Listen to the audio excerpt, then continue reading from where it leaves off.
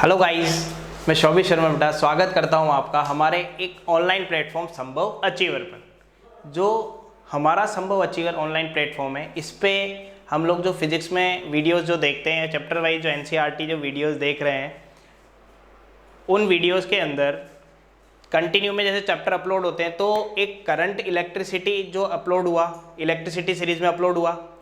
Current electricity के बाद में अल्टरनेटिंग करंट एक आप लोगों ने रीड किया, तो एक करंट के दो पार्ट हमने रीड किए हैं या दो पार्ट हमने पढ़े हैं। पहला तो था धारा विद्युत हो गया अपने पास, ठीक है, करंट इलेक्ट्रिसिटी हो गया। उसके बाद सेकंड पार्ट जो था वो है अल्टरनेटिंग करंट। अल्टरनेटिंग करंट मतलब कि प्रत्यावर्ती धारा हो गया।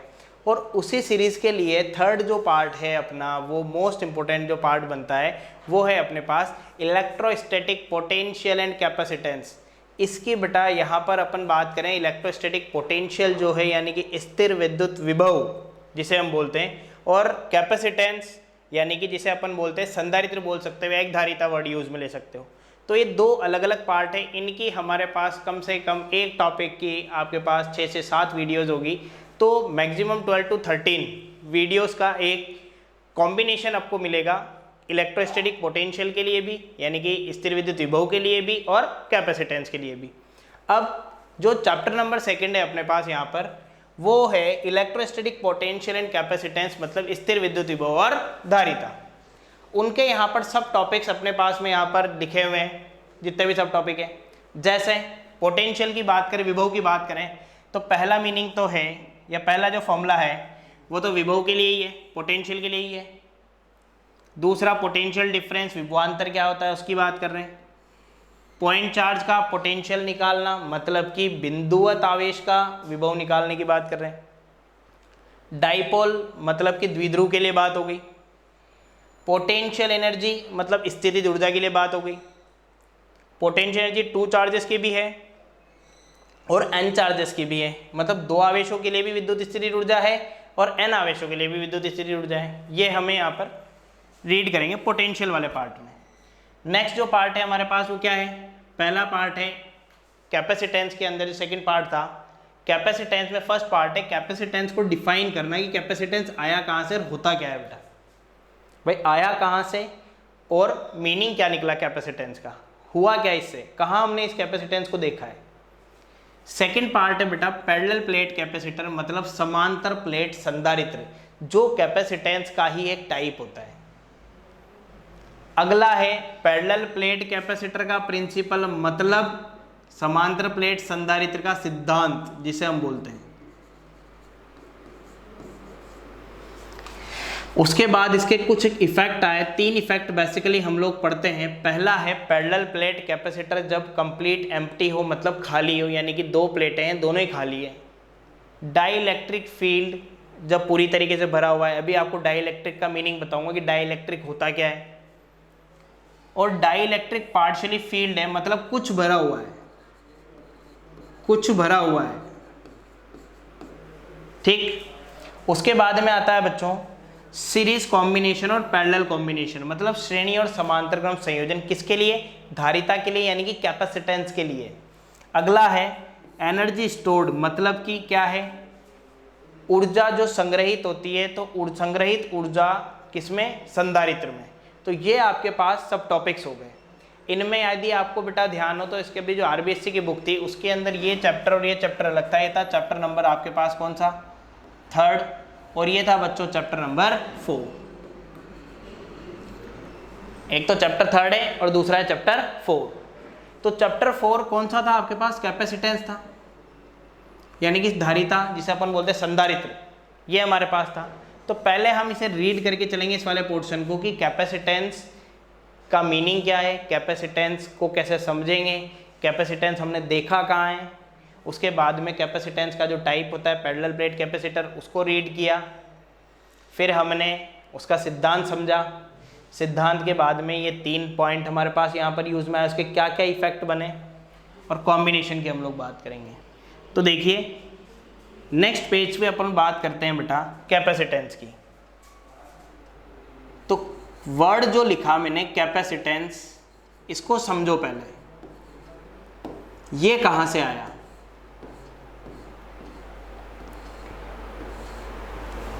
जैसे कि अपन ने एसी सर्किट अल्टरनेटिंग करंट में प्रत्यावर्ती धारा जिसे कहते हैं,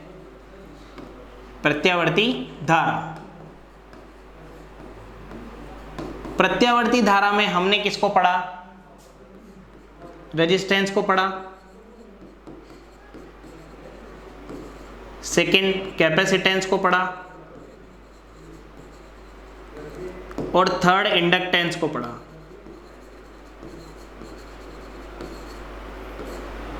प्रतिरोध के बारे में पढ़ा,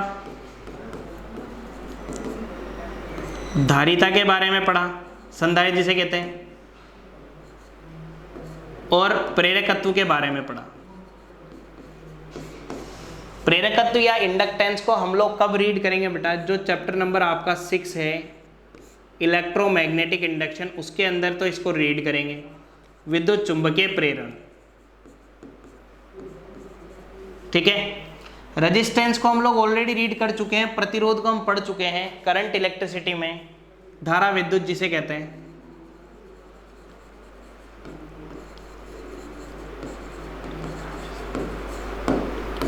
धारा विद्युत के अंदर तीसरा मोस्ट इंपोर्टेंट पार्ट हमारे पास जो बनता है वो है बेटा कैपेसिटेंस, यानी कि धारिता, जिसे बोला जाता है संधारित्र भी बोलते हैं। कैपेसिटेंस की खुद की धारिता होती है, इसलिए वर्ड धारिता यूज ले रहे हैं। बाकी कैपेसिटेंस को हिंदी में संधारित्र कहा जाता है। तो संधारित्र सबसे पहले कहाँ से आया बेटा?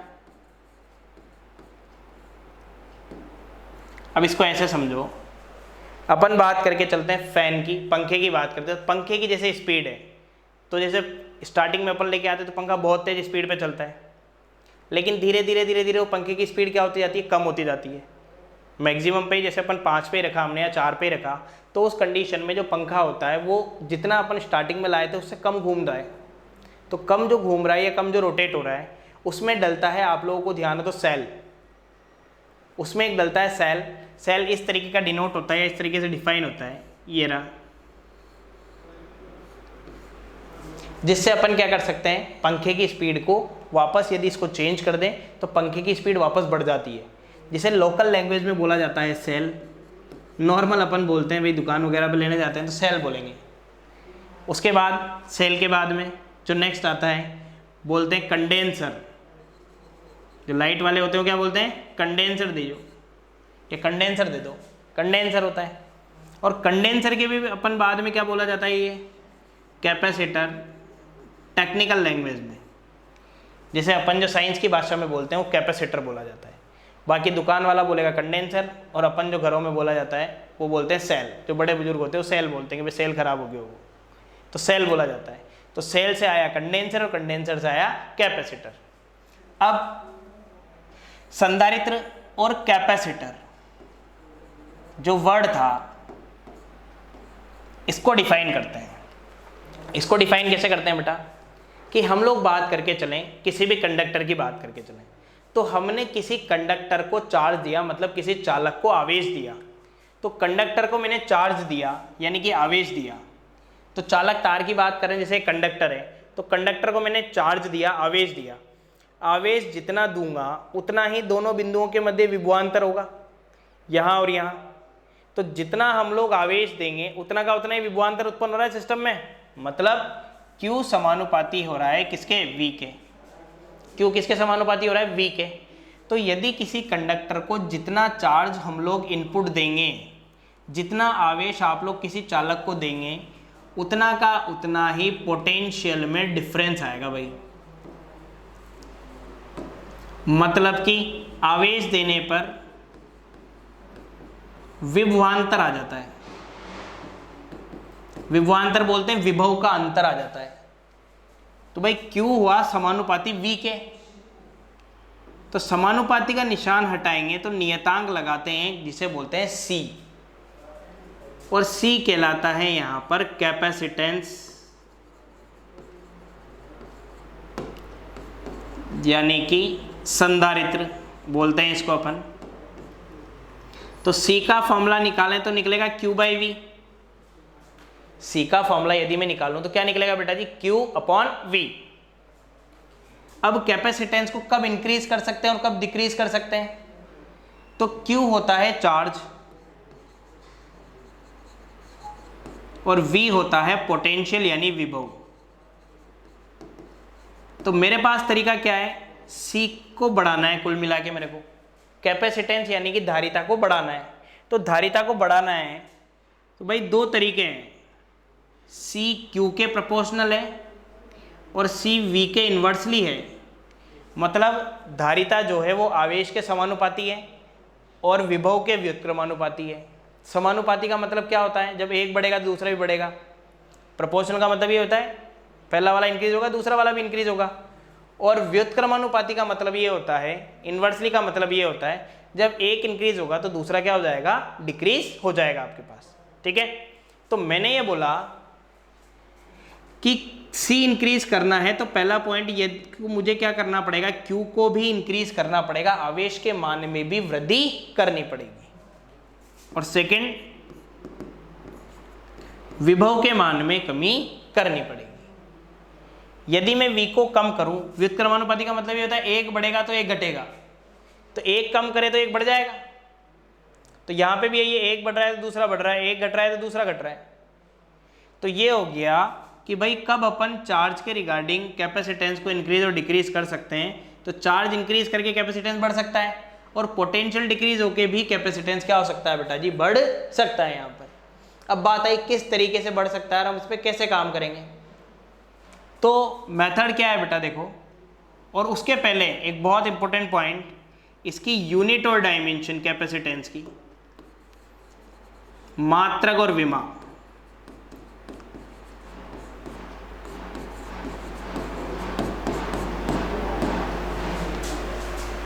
अब आपको पता है फॉर्मूला क्या है, C बराबर Q बाई V है।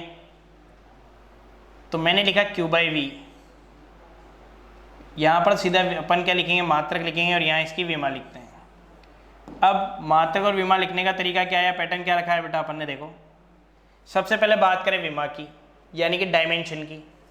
तो भाई डायमेंशन C बराबर Q बाई V है, तो C बराबर है Q बाई V।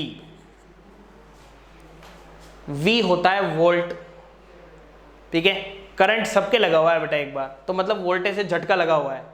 तो याद रखने की जरूरत नहीं है वोल्टा की विमा को, सीधा सीधा फंडा क्या है, 1 2 3 आई, जोर से करंट लग गया। ठीक है, 1 2 3 आई, आई मतलब एम्पियर। तो भाई क्या बना, 1 2 3 आई, आई मतलब क्या हुआ, एम्पियर। एम्पियर मतलब क्या हो गई, धारा हो गई। तो पावर की होती है 1 2 3, तो मतलब कि M1 L2 T-3 पावर की विमा हो गई या डायमेंशन हो गई, और A-1 किसकी हो गई, करंट की होगी। तो P बराबर VI से हमने V की डायमेंशन निकाल ली। यहाँ पर P बराबर VI लिखा, V बराबर वोल्टा की भी बता देता हूँ कैसे लिखी है हमने। पावर, किसी भी चीज़ को धक्का मारते हैं अपन तो कहते हैं 1 2 और 3, धक्का मारेंगे अपन 1 2 और 3, करंट की हो गई A1। ठीक है, करंट एम्पियर में मापते हैं तो A1, तो बेटा M1 L2 T-3 A-1। तो भाई सीधा सीधा फंडा क्या निकला, 1 2 3 आई। ठीक है, ये निकल गई। फिर बात करें चार्ज की डायमेंशन की, तो चार्ज किस पे डिपेंड करता है, करंट के फॉर्मूले पे। तो I बराबर Q बाई T होता है। ठीक है, तो Q बराबर यहां होगा IT। Q बराबर क्या होगा बेटा, IT होगा, इस जगह पे होगा, कंफर्म हो। I मतलब हुआ एम्पियर A1, और टाइम डिफाइन कर रहा है T1 को, तो डायमेंशन क्या बन गई, A1 इंटू T1 बन गई। यहां पर M1 ये ऊपर गया तो यहां क्या हुआ बेटा, -1। L2 भी ऊपर गया तो क्या हुआ, -2। ठीक है, उसके बाद T-3 है, ऊपर जाएगा तो +3 हो जाएगा, और T1 ये रहा तो T4 लिख दूं। ये -1 है, ये ऊपर गया तो काय का हो जाएगा बेटा, प्लस का, तो A1 ये रही और A1 ये होगी, तो कितनी हो गई, A2 M-1 L-2 T4 A2। ये तो इसकी बन गई डायमेंशन, यानी कि इसकी क्या बन गई बेटा, विमा बन गई। फिर बात आती है यूनिट देने की, तो यूनिट किस तरीके से देंगे, Q/V है, तो Q हो गया चार्ज, चार्ज को लिखते हैं हम कूलाम से, और V होता है पोटेंशियल, पोटेंशियल को लिखा जाता है वोल्ट से, विभव को वोल्टा से लिखते हैं। तो 1 कूलाम पर 1 वोल्ट, 1 कूलाम पर 1 वोल्ट दैट इज 1 फेरड, ये किसके तुल्य है, 1 फेरड के तुल्य होता है। और इसकी यूनिट फेराडे भी दी जाती है, क्या दी जाती है बच्चों, फेराडे, सीधा ध्यान रखना, इसकी यूनिट क्या दी जाती है, फेराडे दी जाती है। तो धारिता को सबसे पहले किसने बताया था, फेराडे जो नाम का साइंटिस्ट है उसने ही धारिता के बारे में एक्सप्लेन किया था, तो इसी के नाम पे इसकी यूनिट डिफाइन कर दी गई है। क्लियर है यहाँ तक। ये हुआ है हमारे पास कैपेसिटेंस का पोर्शन, कि भाई कैपेसिटेंस क्या था, कैपेसिटेंस को कैसे हमने इंक्रीज किया, कैपेसिटेंस को कैसे हमने डिक्रीज किया। ठीक है, अब इसके बाद एक ओवरव्यू अपन ने ले लिया, इसके बाद हम लोग चलते हैं नेक्स्ट, जो अपने पास जो कॉन्सेप्ट है वो है पैरेलल प्लेट कैपेसिटेंस का। अब नाम से ही पता चल रहा है इसमें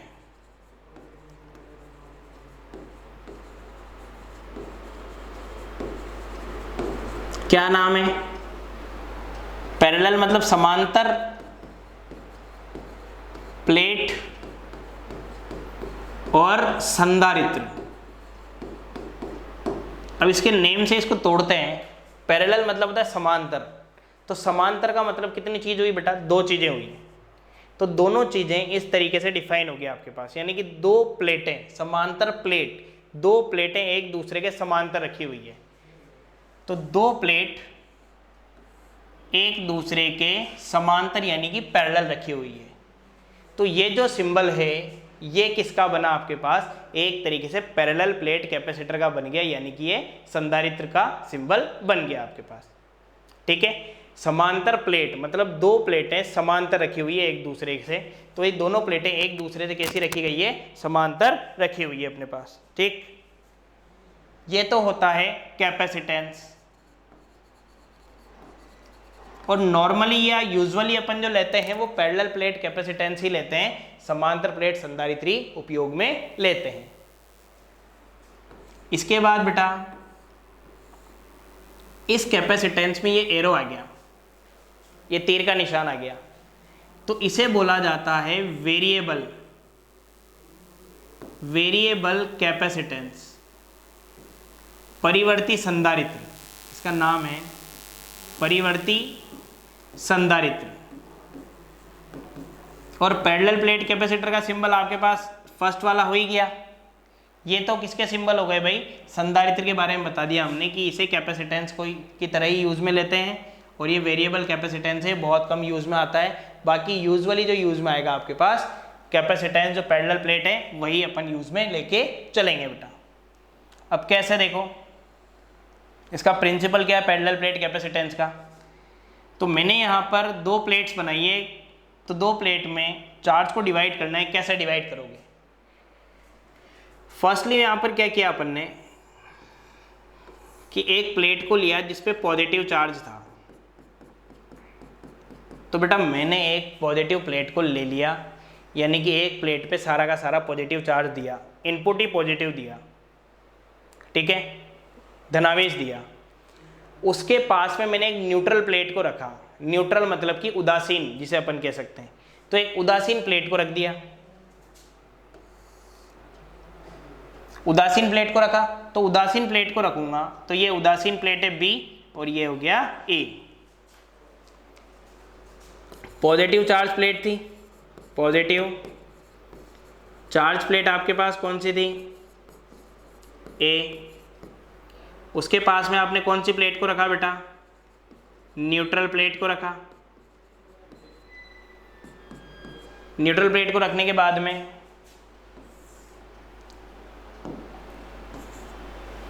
जो इसमें सारा पॉजिटिव चार्ज था वो न्यूट्रल प्लेट पे काम करने लगेगा।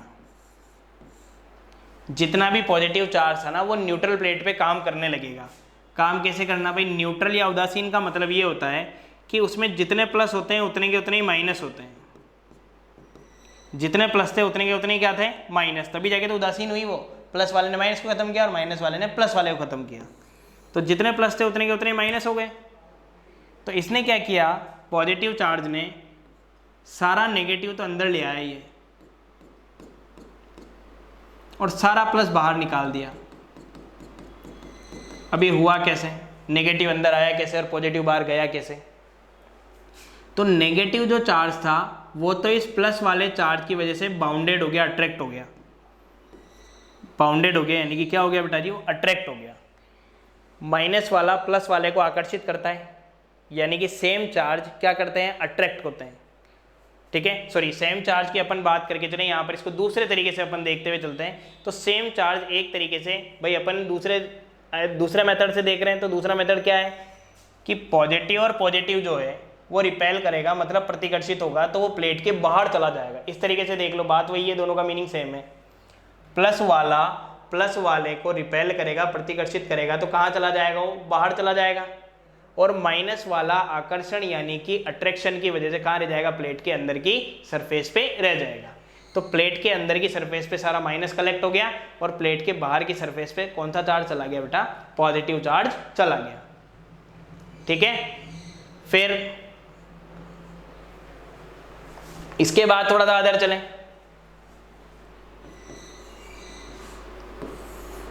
यहां हमने क्या किया, ये तो पॉजिटिव चार्ज प्लेट है ही सही,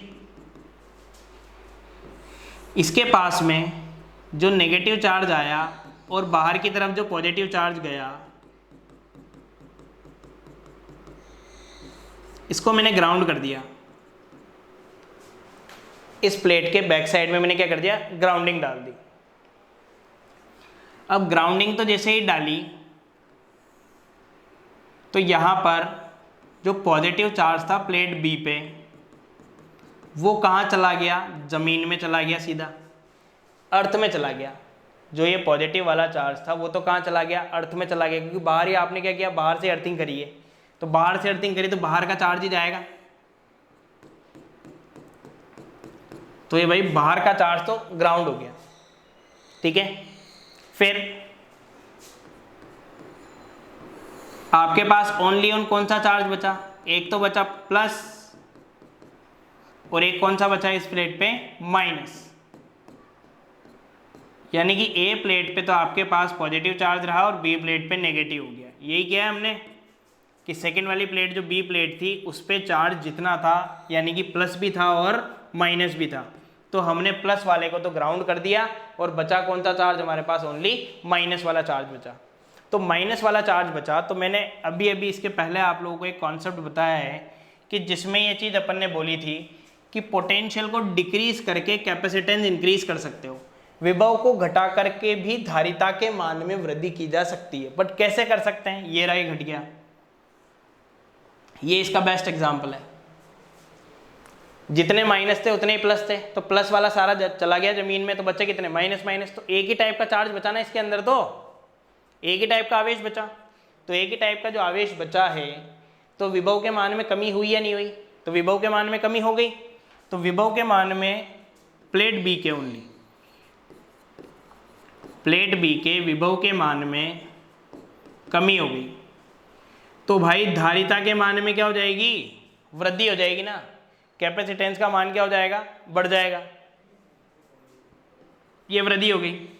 ठीक, आगे बात समझ में, पोटेंशियल डिक्रीज होगा तो कैपेसिटेंस इंक्रीज होगा। और एक तरीका और है चार्ज का, जो मैंने आपको बताया कि चार्ज को बढ़ा के कैपेसिटेंस बढ़ा सकते हैं और घटा के भी कैपेसिटेंस घटा सकते हैं। मतलब चार्ज को इंक्रीज करें तो कैपेसिटेंस इंक्रीज होगा और चार्ज को डिक्रीज करें तो कैपेसिटेंस भी क्या होगा, यहाँ पर डिक्रीज होगा। यही तो हमने पढ़ा है अभी तक।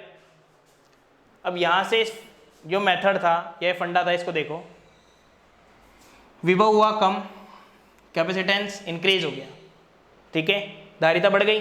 और एक तरीका जो मैंने यहाँ पर बताया अभी चार्ज वाला, उसके अलावा एक मेथड पे और चलते हैं थोड़ा सा। इस टॉपिक से थोड़ा सा अपन अलग चल रहे हैं बेटा। आप लोगों के घर वाले बोलते हैं हाई टेंशन लाइन के पास नहीं जाना चाहिए। जो अपन बात करके चलें, जो 11 kV 33 kV की लाइन होती है वो क्या कर लेती है, अपनी तरफ खींच लेती है। तो खींचेगी कब, जब दूरी क्या होगी, निश्चित होगी।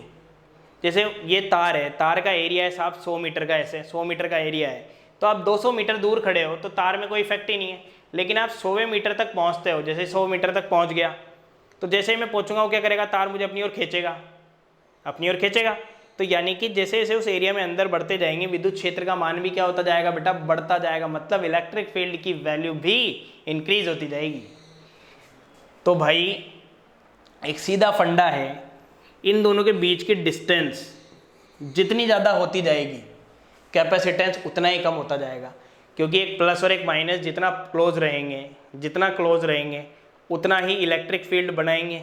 जैसे ये मेरा थंब दिख रहा है आप लोगों को, तो उतना ही इलेक्ट्रिक फील्ड क्या करेंगे, जैसे ये इलेक्ट्रिक फील्ड उतना ही चलेगा जितना प्लस से लेकर कहाँ तक चला, माइनस से। तो प्लस से माइनस पे, प्लस से माइनस पे, टोटल यही होगा। तो टोटल यही हुआ बेटा। तो ये हो गया इनके बीच की डिस्टेंस के लिए। तो d को हम इंक्रीज करके और d को ही डिक्रीज करके कैपेसिटेंस को इफेक्ट कर सकते हैं या कैपेसिटेंस पे दबाव बना सकते हैं। कैसे, डिस्टेंस यानी कि d को डिक्रीज किया तो d डिक्रीज करेंगे, जैसे जैसे पास लाएंगे तो कैपेसिटेंस बढ़ेगा, धारिता का मान भी बढ़ेगा।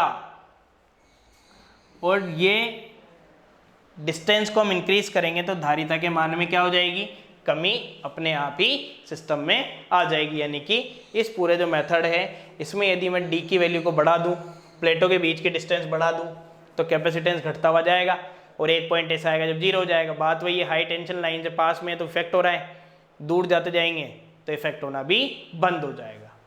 तो ये कॉन्सेप्ट किसका है बेटा, पैरेलल प्लेट कैपेसिटर यानी कि समांतर प्लेट संधारित्र का कॉन्सेप्ट है, जिसमें हम लोगों ने देखा कि विभव को यानी कि पोटेंशियल को, चार्ज को या फिर उनके बीच, दोनों प्लेटों के बीच के डिस्टेंस को हम लोग इंक्रीज और डिक्रीज करके कैपेसिटेंस को फुली इफेक्ट कर सकते हैं। फुली इफेक्ट कैसे किया ये आप लोगों के सामने है। अभी बी प्लेट को हमने क्या किया, बी प्लेट का पोटेंशियल जो है इसमें नेगेटिव भी था और पॉजिटिव भी था क्योंकि ये न्यूट्रल थी। अलग अलग किया, अलग अलग करने के बाद में ग्राउंड कर दिया, ग्राउंड करने के बाद में सिंगल टाइप का चार्ज रहा और खाली एक टाइप का ही चार्ज अट्रैक्शन की वजह से अवेलेबल रह गया। सारा इधर प्लस है तो इधर क्या है माइनस, तो अट्रैक्शन होगा क्योंकि अपोजिट पोल हो गए और अपोजिट पोलरिटी होती है तो हमेशा अट्रैक्शन होता ही होता है। क्लियर है बेटा, यहाँ पर कोई प्रॉब्लम नहीं है इसमें।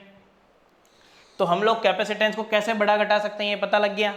एक तो डी पे डिपेंड करा, एक कैपेसिटेंस वी पे डिपेंड करा, विभव जिसे बोलते हैं पोटेंशियल, और एक किस पे डिपेंड करा, लास्ट वन जो डिपेंड किया हमारा वो है चार्ज पे। तो charge is a most important thing in capacitor. Charge जो है, आवेश जो है, एक बहुत इंपॉर्टेंट यानी कि महत्वपूर्ण भाग होता है किसी भी संधारित्र के लिए। क्यों?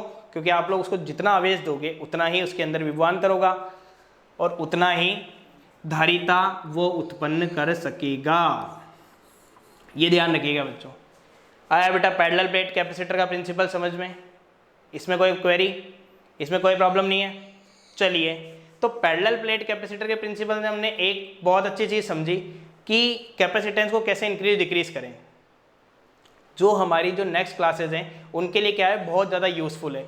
क्यों? क्योंकि उसमें डिस्टेंस यूज़ आ रही है, उसमें चार्ज यूज़ आ रहा है। क्लियर है? सॉरी। तो कैपेसिटेंस के अंदर हम लोग देख सकते हैं कि पोटेंशियल को इंक्रीज किया, डिक्रीज किया, एरिया को इंक्रीज किया, डिक्रीज किया। उसके अलावा जो नेक्स्ट थिंग आएगी चार्ज के लिए आती है, तो चार्ज को हमने इंक्रीज किया, डिक्रीज किया। इसी पे आगे का पूरा पोर्शन हमारे पास जो नेक्स्ट क्लासेस है इसी पोर्शन पे कंप्लीटली बेस्ड रहेगी बेटा। तो जो हमारा ऑनलाइन प्लेटफॉर्म बेटा संभव अचीवर, उस पर आप लोग यदि इन टॉपिक से रिलेटेड या पहले वाले चैप्टर से रिलेटेड अगर कोई क्वेरी हो तो हमारे कमेंट बॉक्स में मैसेज कर दीजिए, ताकि हम उन क्वेरीज को आपको सॉर्ट आउट करेंगे। और जो भी हमारी जो कंटिन्यू में वीडियो अपलोड हो रही है, इन वीडियोस को ज़्यादा से ज़्यादा शेयर करें, ताकि और इसका बेनिफिट आगे भी अप्लाई हो सके, आगे भी मिल सके। ओके बेटा, थैंक यू।